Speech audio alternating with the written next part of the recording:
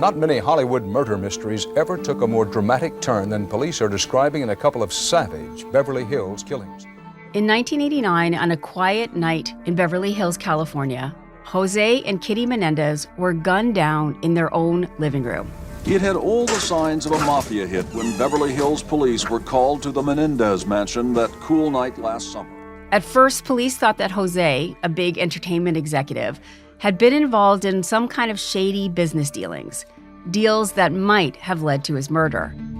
But it wasn't long before we learned what really happened. Jose and Kitty had been murdered by their own sons. Police say the motive was apparently money, a $14 million inheritance to be shared by the brothers. The trials of Lyle and Erik Menendez captivated the world and ultimately resulted in both brothers being sentenced to life without parole. Today, more than 35 years after the killings, the Menendez brothers have come back into the public consciousness, partly because new evidence has emerged that could lead to the brothers walking free. Before all of this, though, before the brothers were even considered suspects, a Miami Herald reporter named Robert Rand flew to Beverly Hills to write a profile on the late Jose Menendez. And that fateful trip resulted in Rand being swept up in one of the most shocking murder trials of the 20th century. I'm Kathleen Goldhar, and this is Crime Story.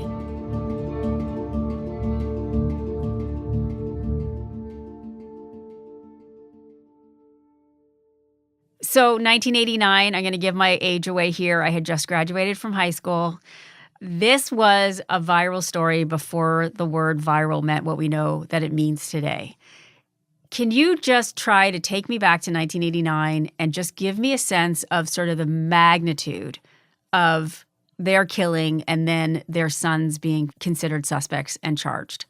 Sure. The Menendez brothers' story was actually not very big in August of 1989 when Jose and Kitty Menendez were killed. The story was only on the national media radar for about a week. You have to remember the way media was back then. There was no internet, there was no social media, and there were no suspects immediately apparent in this crime. And so after about a week, the story just faded away. And then 7 months later, Erik and Lyle Menendez were arrested and charged with killing their parents.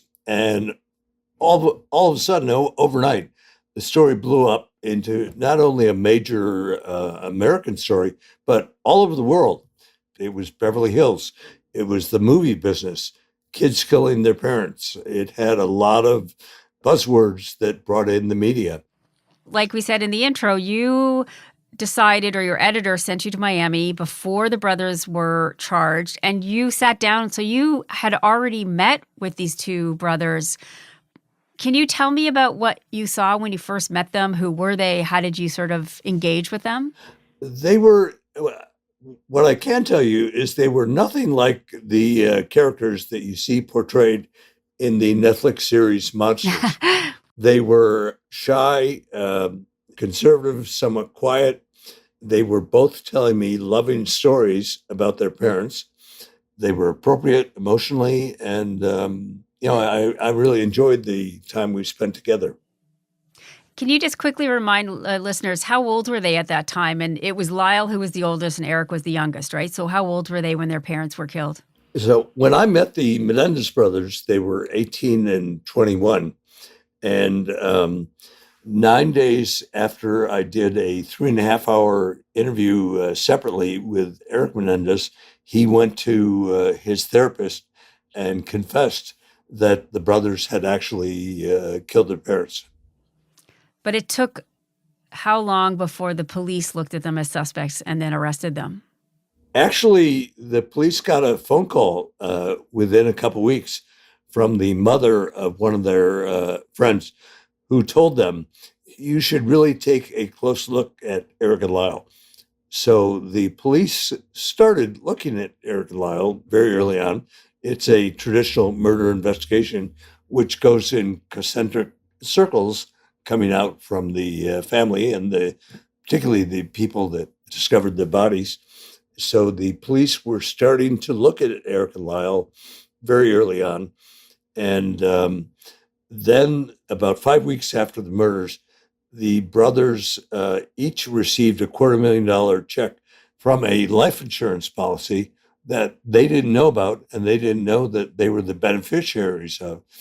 And so they spent about $700,000 in the months before they were arrested in March of 1990. And that became the log line for the story for the DA's office. Greedy rich kids kill Ozzie and Harriet on Sunday night in Beverly Hills. And for people that are too young to know who Ozzie and Harriet are, they were the idyllic 1950s couple. They had a TV sitcom, and Jose Menendez and Kitty Menendez were not Ozzie and Harriet. No, I mean, far from it. So can we start to dive into that a little bit? What did police and investigators start to uncover about what life was really like in the Menendez home? Actually, it took about 6 months until the brothers finally admitted to their attorneys and their family that they were responsible for killing their parents, and also that there had been abuse going on for years, physical, verbal, and emotional abuse. And they also said that they had both been sexually molested from the age of 6, and that the molestation of Erik, the younger brother, was still going on a couple weeks before the murders.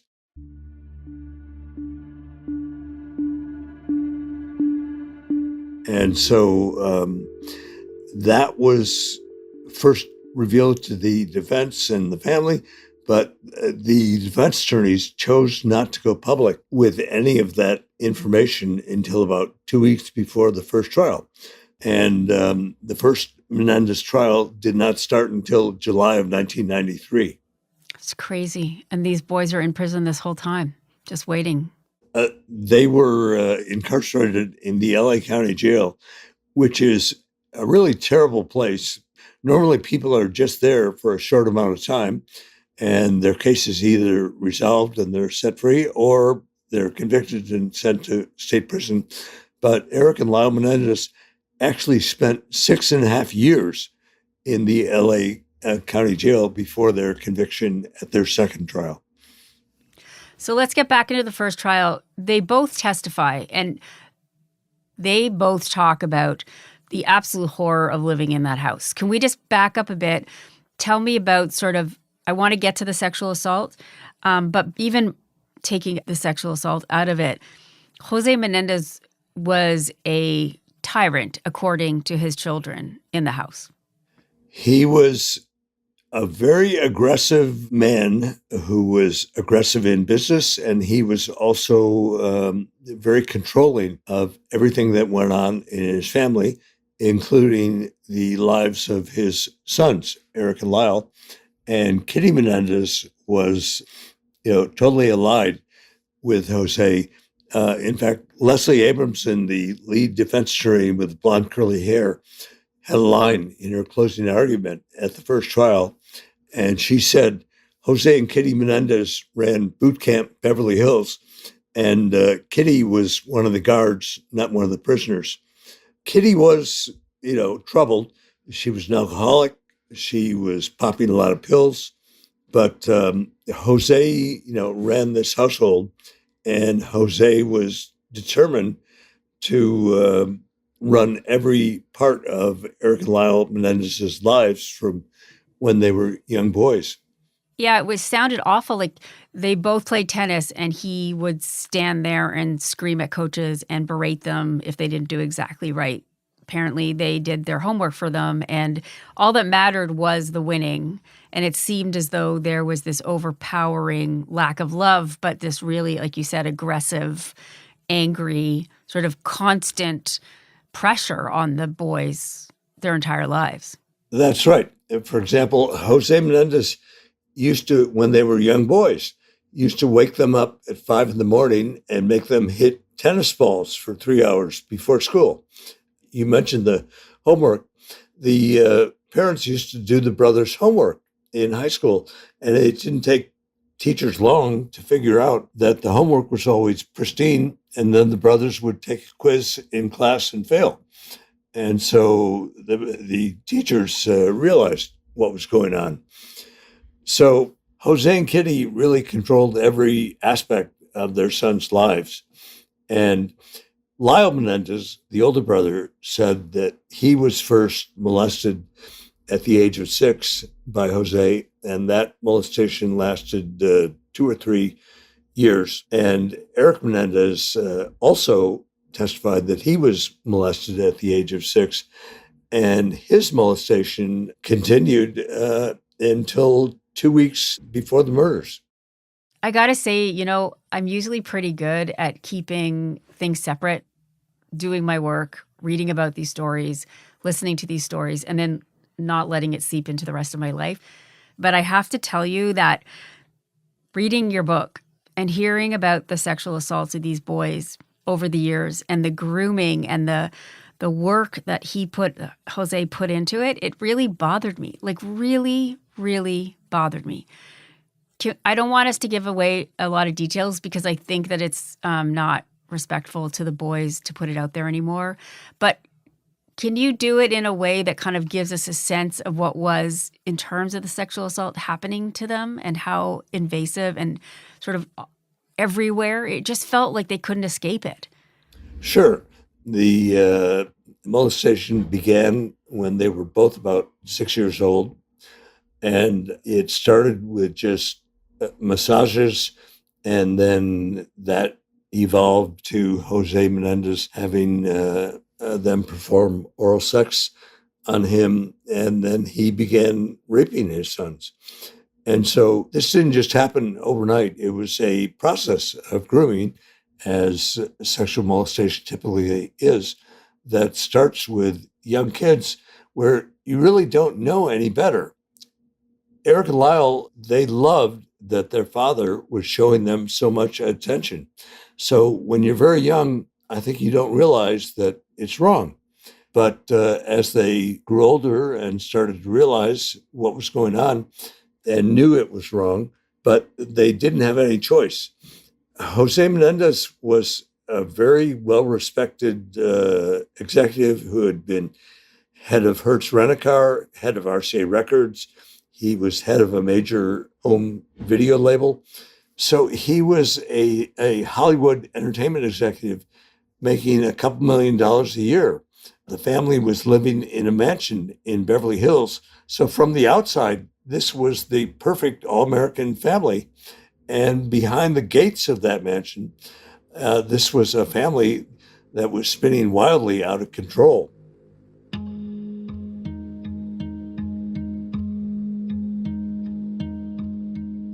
I remember when this was going on and the response to it, even for myself, which, thinking about it now makes me uncomfortable to admit. But there was a lot of doubt about whether or not the sexual assault was real or if it was an excuse that the brothers used. Even the judge at one point sort of says something to the effect of like, this whole issue is being blown out of proportion and that, where's this linkage between molestation and the killings? Can you tell me a little bit about, even if it's for you, your own personal response to it, but certainly the time, we didn't know as much. We weren't as open. There was something that was less understood about what they had to endure. So society was very different 30 years ago when the brothers first went on trial. As I said, there was no social media, no internet. There was no #MeToo. And so for 3 years, the only thing before the brothers went on trial, the only story that people had heard was that Erik and Lyle Menendez were a pair of greedy rich kids that had killed their parents and they were in a hurry to inherit their money. And so I believe the defense made a terrible tactical error in not going public sooner because the general public had only heard one side of the story. So when 2 weeks before the trial, the defense comes out with, we have a completely different story of what was going on in that family. The reaction by the public was, why are we just hearing this for the first time? And one key fact that people have to know is that in August of 92, about a year before the first Menendez trial, the LA County DA's office went to a grand jury with evidence of murder for financial gain, and the grand jury did not indict the brothers on those charges. And so, in spite of not having that indictment, the prosecution just kept pushing that greedy rich kid story because they knew the media loved that greedy rich kid story. And so the defense started from really a very difficult position where nobody believed them until the trial, until we saw the dramatic testimony of Erik and Lyle Menendez. How did you find out, or how did you know that Lyle had had a talk with your father? Because my father came in the room and beat me up. And how old do you recall being when that happened? I recall being 11. And along with their testimony, there were 58 defense witnesses in the first trial, teachers, coaches, family, friends, relatives, who told bits and pieces of a puzzle that put together a very different picture of this family. And at the end of the first trial, half of the jurors voted for manslaughter, half of the jurors voted for murder. And the voting was split along gender lines. All of the women voted for manslaughter. They believed they had seen this detailed testimony from the 58 defense witnesses, and the men didn't believe it. I interviewed all the jurors. There were two juries, one for each brother, because some of the evidence only applied to one brother or the other brother. I interviewed all 24 jurors, and all of the men told me a father would never do that to his sons. And I think we have a very different attitude in 2025 that these things do happen, and that people are much more willing to openly discuss these issues than they were back in 1993.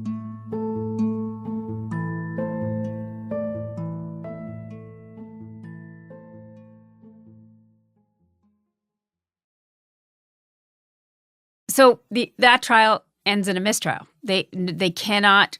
It's torturous for the juries. It's torturous for the defense and the prosecution. It's torturous for the judge. But eventually, they just accept that no one will come to a decision. So the first trial ended actually in two mistrials, one for each jury.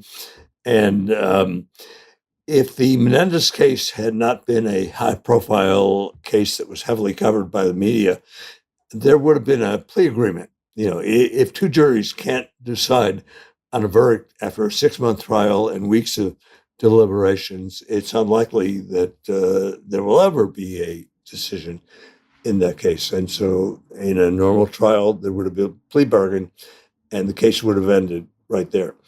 Instead, Gil Garcetti, who is the DA in LA during the Menendez trial and also during the OJ trial, he went on TV and said, "We're going to retry the Menendez brothers. This is a case of first-degree murder." Conviction. What makes you think you'll get any different outcome the second time around? This is a case, if ever I saw one, where we have a willful, premeditated, deliberate act by two men against their mother and father. We know that there is a strong emotional pull on this case. So then we go to the second trial, which had the misfortune of starting a few days after the O.J. Simpson acquittal. Good evening. The crime was shocking, the verdict dramatic. The trial of O.J. Simpson is over. He is not guilty.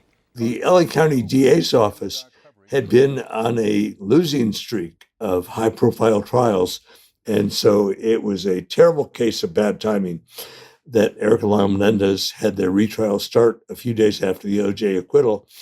And the general attitude of the public in LA and around the world was Erik and Lyle Menendez need to be convicted. And that's what happened.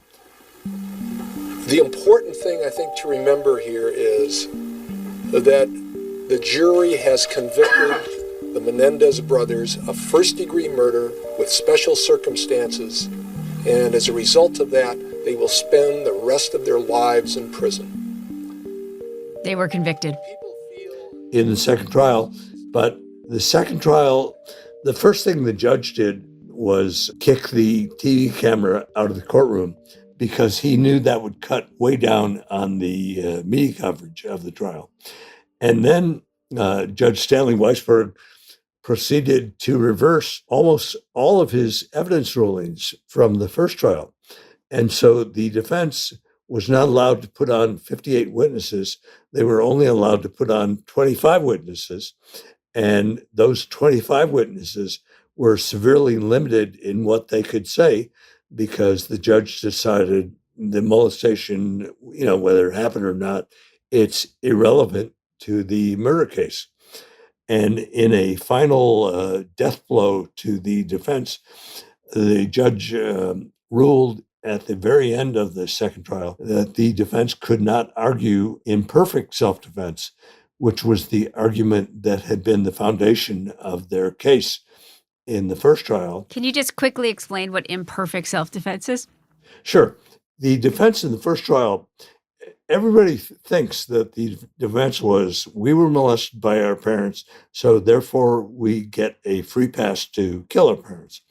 And actually, the defense was, we were in fear for our lives at the time that we killed our parents.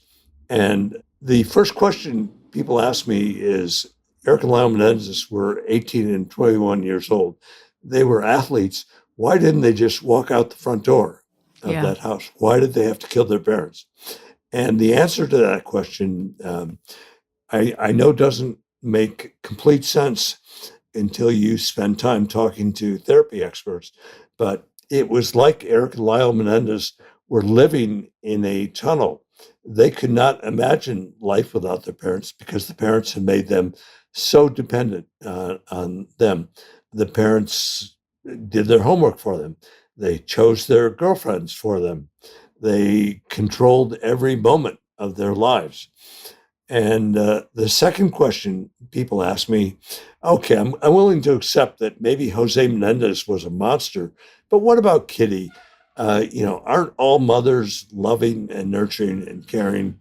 And the fact is that Kitty Menendez was not loving and nurturing and caring. Yeah, I mean, from reading in your book, she was abusive, not sexually abusive, but abusive to her children.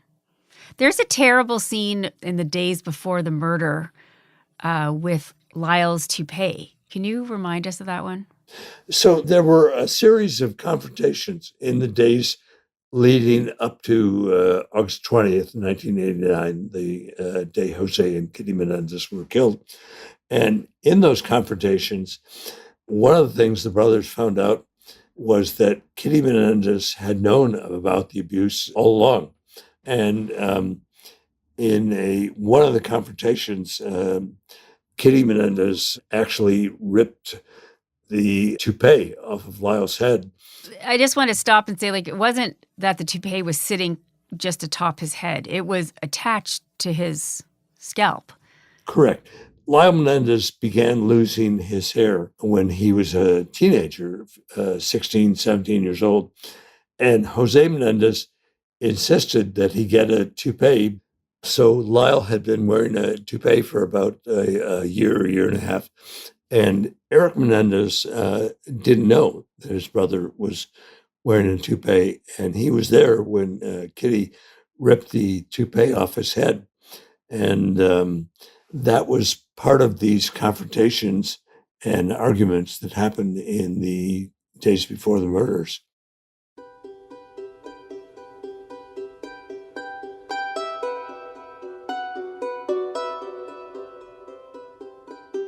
So the brothers were given life without a chance of parole. And did you visit them during those years?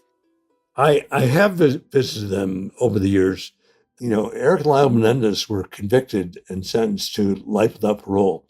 They thought that they would never get out of prison, and yet they chose a path of redemption. Both brothers have been teaching classes.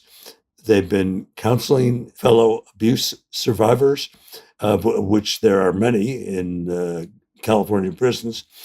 And they actually started an incredible, what's called a green space project, where they've painted, Erik is the lead painter, he's a very talented painter.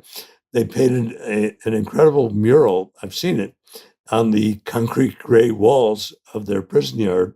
And one of the prison officials who took me on a tour of the prison yard when I saw the mural last year told me that mural has had a very positive effect psychologically on the inmates, and it's also had a positive impact on the guards and the staff at the prison. And so they've become very good citizens, and they have two paths to freedom right now. At the end of March of this year, they're going to be back in court for hearings dealing with the resentencing. And there are witnesses that are going to testify, half dozen people that are staff or guards at the prison, and some family members are also going to testify. And the resentencing only deals with their prison record and also looks at the question, are they or are they not rehabilitated? There's a second path to freedom, which is called a habeas corpus petition that the brothers filed in May of 2023. I was the executive producer of a documentary that came out on Peacock called Menendez plus Menudo, Boys Betrayed. And what we revealed in our story was there was a nefarious connection between Jose Menendez, when he was head of RCA Records, and the Latin boy band Menudo.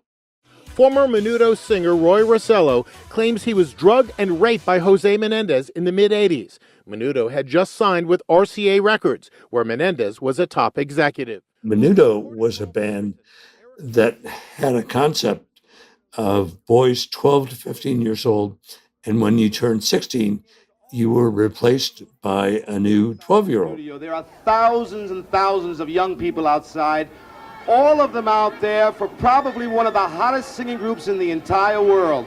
Ladies and gentlemen, here they are, Menudo. And so the Menendez-Menudo connection is one piece of new evidence. There's also a letter that Erik Menendez wrote to his cousin Andy Cano 9 months before the murders, in which he complained about the ongoing abuse by his father, Jose. And so the habeas looks at the new evidence and tries to answer the question, would this new evidence have made a difference at the time the brothers were on trial in the 1990s? And I think it's quite clear that the new evidence is important and that it would have made a difference. Because the significance of this new evidence is that it establishes a pattern, right, of abuse from Jose Menendez. That's correct. We have a new victim of Jose Menendez who has come forward, who is not Erik or Lyle Menendez, not a member of the Menendez family, but somebody totally unrelated to the family, who is now saying that he was raped when he was 13 years old by Jose Menendez. And so that's very significant evidence. That really puts a new spin on the entire case.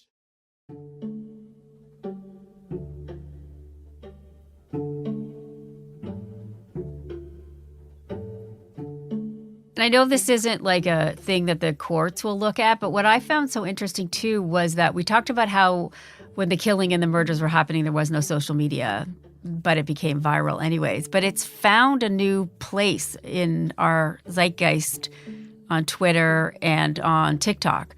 Today I'm going to be covering the case of the Menendez brothers. This is probably one of the most famous cases ever, especially in the 90s. This was like reality TV when it was on trial. There's like a new generation of people who have started to look at this case and say something was really wrong. So back in the fall of 2020, my son, who was 14 at the time, came to me one Saturday afternoon and he said, "Dad, you have to take a look. TikTok is full of Menendez brothers videos." And I just laughed. And then I went down the rabbit hole for the next several hours.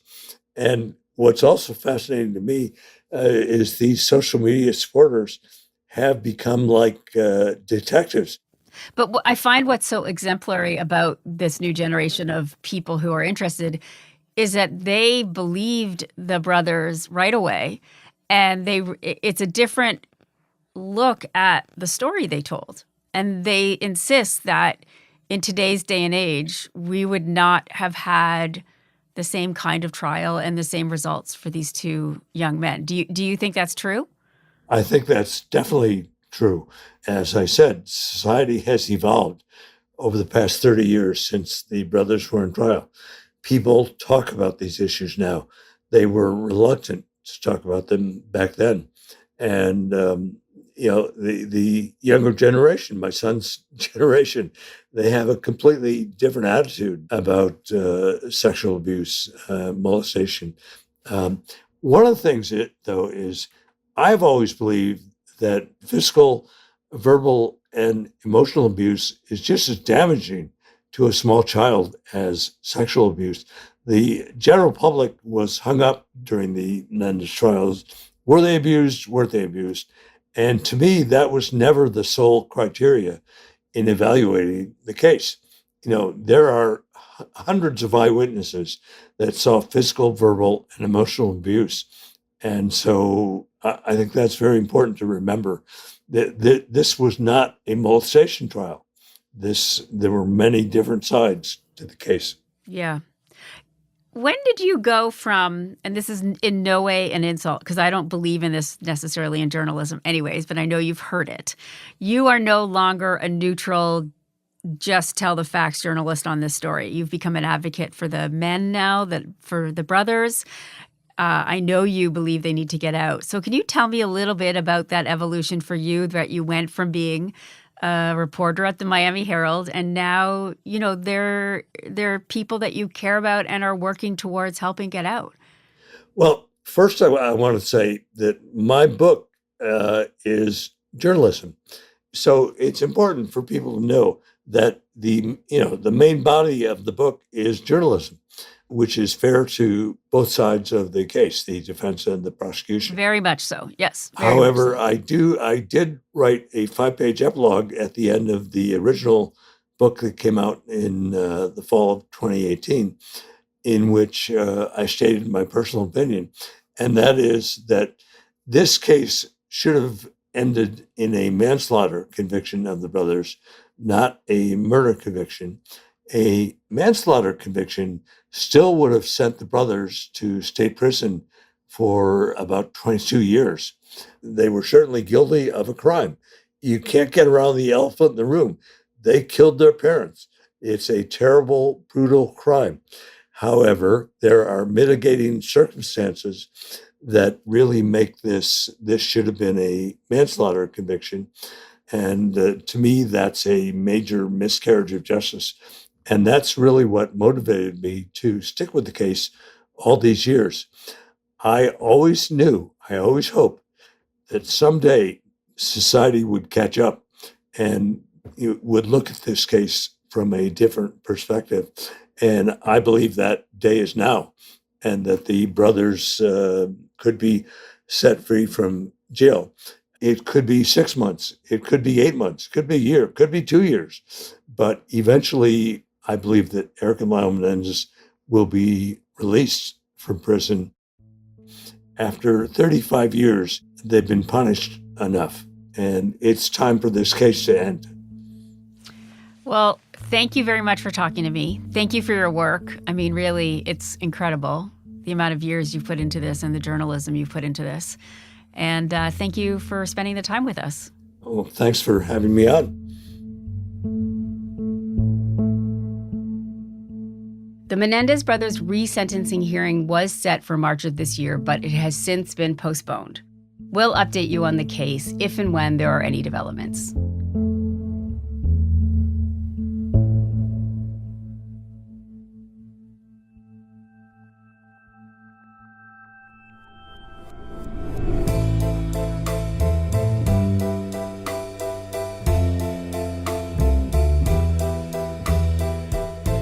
You've been listening to Crime Story from CBC Podcasts. We release a new episode every Monday, so please remember to follow the show in your podcast app. You can get our next episode a week early on CBC Podcast's YouTube channel or by subscribing to CBC Podcast's True Crime channel on Apple Podcasts. In addition to early access, subscribers to our True Crime channel also listen ad-free. Crime Story is hosted by me, Kathleen Goldhar. Our producers are Nikki Manfredi and Mitchell Stewart. Sound design by Julian Uzielli and Mitchell Stewart. Our senior producer is Jeff Turner, our video producer is Evan Agard, and our YouTube producer is John Lee. Media sourced from CBS, NBC, Inside Edition, and Court TV. Executive producers are Cecil Fernandez and Chris Oak. Tanya Springer is the senior manager of CBC Podcasts, and Arif Noorani is the director of CBC Podcasts.